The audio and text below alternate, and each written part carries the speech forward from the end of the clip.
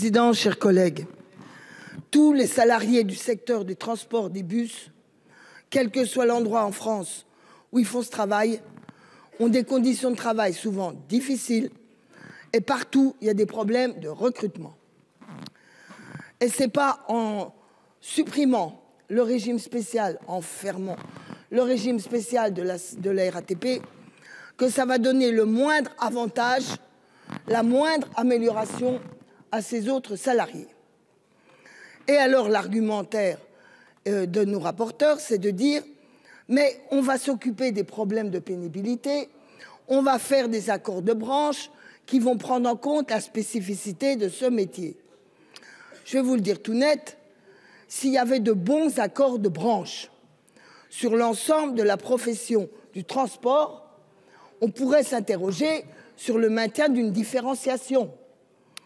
Mais en supprimant ce régime avant toute négociation de branche globale qui constitue une amélioration, une valorisation des conditions de travail, de salaire et de retraite de ces métiers, vous cassez le moindre rapport de force d'harmonisation vers le haut, de convergence vers le haut.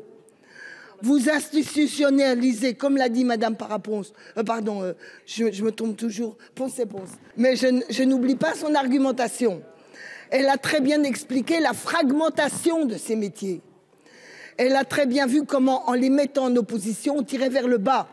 Conclusion des courses, nous n'avons plus de salariés qui ont le sentiment que ce métier peut être porteur pour eux. Quant à la pénibilité, je vous invite de prendre un bus de la RATP. Vous allez voir la tension globale. Vous allez voir la différence qu'il y a peut-être avec ce qu'il y avait une cinquantaine d'années. Bref, faut maintenir ce régime pour aller vers une convergence vers le haut pour les métiers du transport.